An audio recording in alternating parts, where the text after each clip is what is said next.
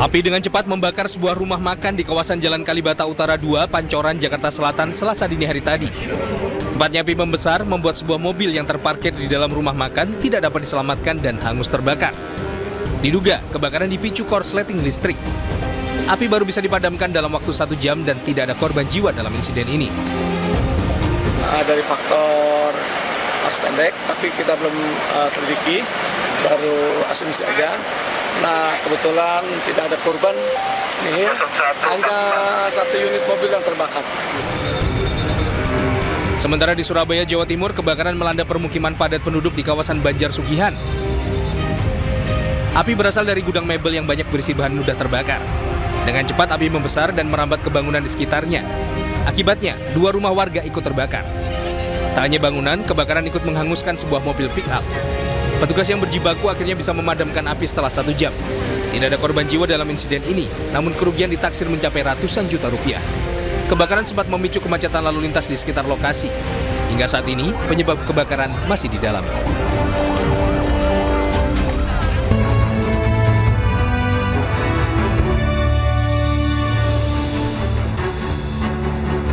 Halo, selamat sore pemirsa, kita berjumpa di Newsroom, ruang memperdalam informasi yang aktual dan komprehensif. Saya Anisha Dasuki.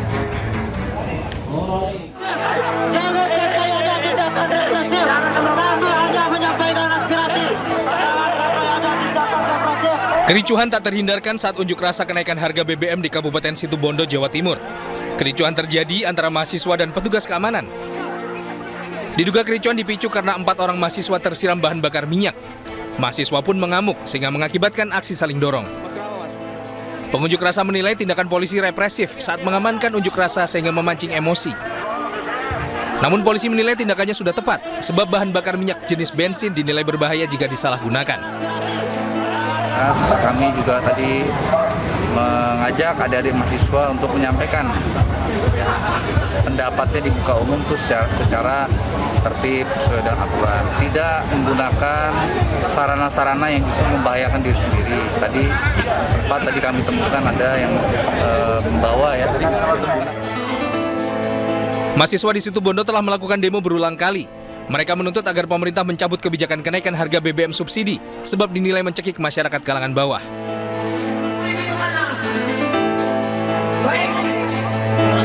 Sementara di Asahan, Sumatera Utara, unjuk rasa mahasiswa menolak kenaikan harga BBM diwarnai insiden unik. Masa yang tengah menyandera truk untuk berorasi dibuat panik karena tiba-tiba truk berjalan dan membawa orator aksi. Masa yang menyadari hal ini langsung meminta sopir berhenti.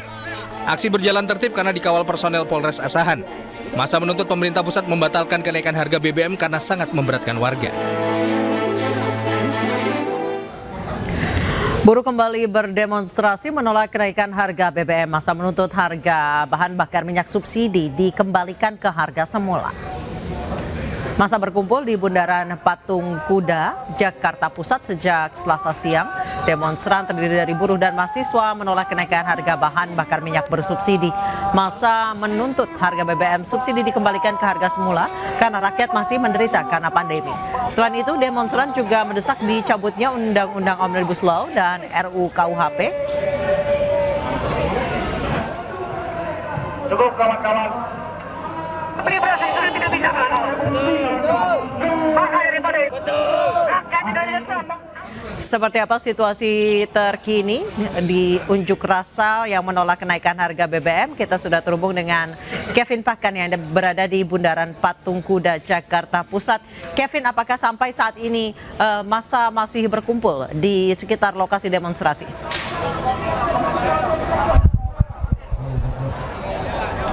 Ya, selamat sore Anissa juga pemirsa. Memang sampai dengan sore hari ini bahwa massa aksi yang tergabung dari sejumlah aliansi masyarakat baik dari serikat buruh maupun juga mahasiswa masih berkumpul di kawasan Patung Kuda Jakarta Pusat untuk menggelar aksi unjuk rasa.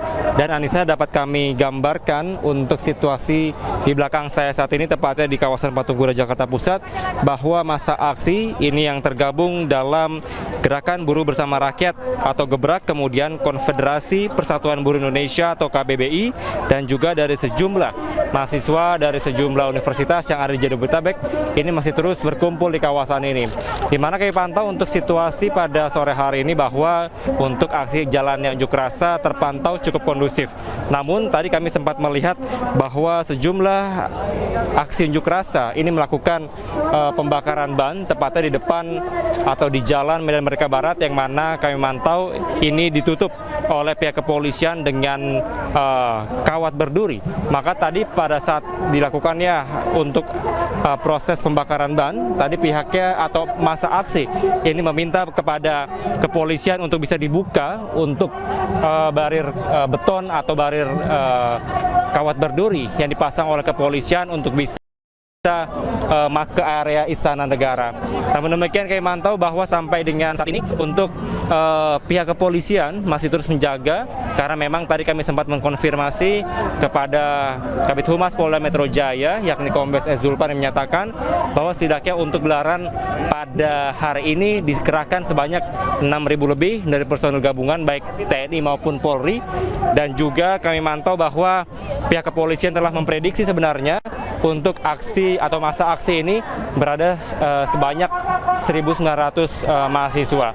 Namun demikian dapat kami informasikan bahwa setidaknya untuk masa aksi ini hanya diperbolehkan sampai pukul 18.00 atau pukul 6 sore. Maka sampai nantinya kami masih terus menunggu apakah memang pada saat pukul 18 ini mahasiswa atau para buruh sudah selesai melakukan aspirasi atau unjuk rasa mereka. Anissa. Baik, terima kasih Kevin Pakan melaporkan langsung dari Bundaran Patung Kuda, Jakarta Pusat. Selamat bertugas kembali, Kevin. Pemirsa, masa jabatan pasangan Gubernur DKI Jakarta Anies Baswedan dan Ahmad Riza Patria akan berakhir pada 16 September 2022. DPRD DKI Jakarta telah menyetujui pemberhentian Anies dan Ariza dan menggodok 3 calon pengganti melalui rapat paripurna yang digelar hari ini. Rashid Baswedan dan Saudara Insinyur Haji Ahmad Riza Patria masing-masing sebagai Kepala Daerah dan Wakil Kepala Daerah DKI Jakarta masa jabatan 2017-2022 diusulkan pemberhentian sebagai Kepala Daerah dan Wakil Kepala Daerah khusus Ibu Kota Jakarta. Pimpinan Sidang Paripurna DPRD DKI Jakarta, Prasetyo Edi Marsudi membacakan keputusan pemberhentian masa jabatan Gubernur dan Wakil Gubernur DKI Jakarta, Anies Baswedan dan Ahmad Riza Patria di Gedung DPRD DKI Selasa siang. Masa jabatan Anies dan Riza tinggal menghitung hari, yakni akan berakhir pada 16 September 2022.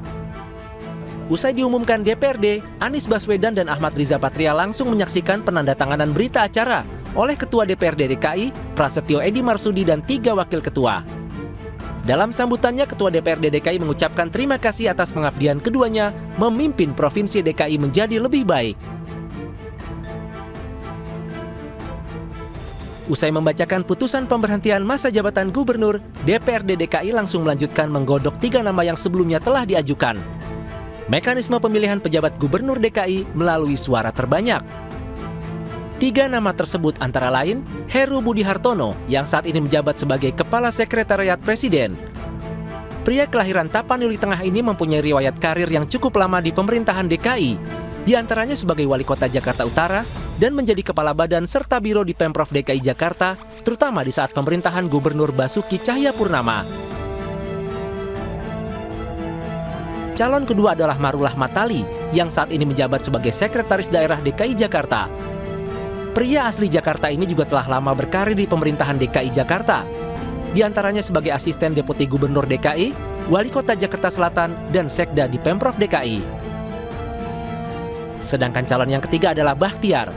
Pria kelahiran Bone, Sulawesi Selatan ini malang melintang berkarir di Kementerian Dalam Negeri, di antaranya sebagai Kapuspen Kemendagri, Dirjen Politik dan Pemerintahan Umum Kemendagri, serta PLT Gubernur Kepulauan Riau. Sedangkan nama Juri Ardiontoro, mantan komisioner KPU, sempat masuk dalam pengajuan, namun tidak terpilih karena hanya memperoleh 3 suara dan akhirnya tereliminasi.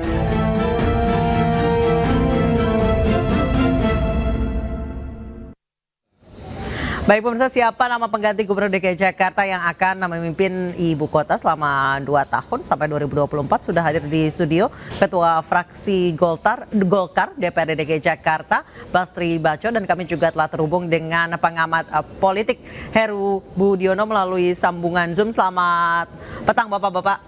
Selamat petang Pak Basri, Mas Herbut. Ya.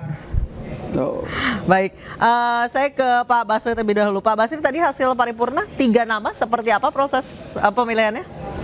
Oke, jadi proses tadi itu sebenarnya lanjutan dari proses kemarin. Dan sebelumnya juga di awal-awal itu Golkar selalu menyuarakan supaya DPRD mengusulkan 3 nama itu supaya ada tahapannya. Jadi tak ada tahapannya dan melibatkan semua fraksi yang ada. Tidak hanya diputus di pimpinan. Puncaknya itu ketika paripurna sebelumnya saya sempat interupsi mengingatkan kepada pimpinan dewan dan kita semua bahwa proses itu harus jalan. Dan alhamdulillah pimpinan DPRD menyetujui dan melaksanakan prosesnya sejak kemarin. Pak, sebenarnya dari 3 nama itu sempat ada nama Pak Juri, mantan komisioner KPU, masuk juga, tapi cuma 3 suara akhirnya tereliminasi. Sebenarnya apa yang menjadi prasyarat sampai ketiga nama ini masuk? Apakah karena pernah di eksekutif atau bagaimana? Jadi aturannya itu setiap fraksi boleh mengusulkan 3 orang, bebas, ya, tergantung kesepakatan yang ada, dinamika yang berkembang di fraksi masing-masing. Ya. Harus 3, nggak boleh kurang, nggak boleh lebih. Oke. Nah, sehingga kalau 3 semua berarti akan ada 3 kali 9, 27. Iya, 27. Nah, akhirnya tadi setelah dilakukan pemilihan itu Pak Heru dapat 9, Pak Marula dapat 9. Artinya apa? Semua fraksi mengusulkan Pak Heru dan Pak Marula. Kemudian Pak Baktiar dapatnya 6. Iya. Berarti ada 6 fraksi yang mengusulkan Pak Baktiar. Ada lagi Pak Juri dapatnya 3. Berarti ada 3 fraksi yang mengusulkan Pak Juri. Masing-masing fraksi punya pertimbangan masing-masing. Kalau bagi Golkar yang paling utama adalah netral. Karena ini PJ ini akan berjalan selama 2,5 tahun lebih. Dan itu adalah tahun politik. Saya ke Dan Mas tahun Herbut. politik, Betul. betul. Mas Herbut, mulai 2022 ini sudah mulai terasa aroma tahun politik, apalagi 2023, 2024 itu sangat terasa. Sementara Gubernur DKI Jakarta itu kan identik dengan nanti akan nyapres ya. Sebenarnya apa sih syarat untuk bisa menjadi gubernur PJS ini? Kita tahu bahwa proses politik yang dijalankan, bagaimana suara saya bisa didengar? Dengar, Mas Herbut, jelas. Baik ya, jadi proses politik yang sudah dijalankan di DPRD DKI tadi sudah dijelaskan bahwa mekanisme yang ada ya dilakukan ya, saya kira secara demokratis sudah dilakukan. Dalam 3 akan ada proses di Kementerian Dalam Negeri dan kemudian ditentukan oleh Presiden. Betul. Nah, dari proses ini ya kita tahu bahwa tadi sudah disebutkan bahwa masa menjabat mereka ini kan panjang sekali dan tentu tidak otomatis lah ketiga calon ini memiliki kans yang kuat, apalagi dikaitkan dengan calon presiden. Tapi yang paling menarik menurut saya, ketiga orang ini siapapun yang terpilih menjadi pelaksana tugas Gubernur DKI akan sangat strategis dan akan sangat menentukan gubernur periode berikutnya. Karena pemilihan gubernur tahun 2024 ya, atau pilkada yang akan dilaksanakan 2024 itu memerlukan infrastruktur politik yang kuat begitu. Itu dia. Gimana? Itu dia Mas Herbut, sebenarnya siapa yang terpilih di tahun ini atau yang maju sebagai PLT Gubernur DKI Jakarta nanti yang akan menentukan siapa yang nanti akan menjabat Gubernur DKI Jakarta di 2024. Tentu saja posisi yang sangat strategis. Mas Herbut, Pak Basri, kita akan sambung bincang-bincang kita usai kumandang azan maghrib untuk usai pesan-pesan berikut ini, mohon maaf.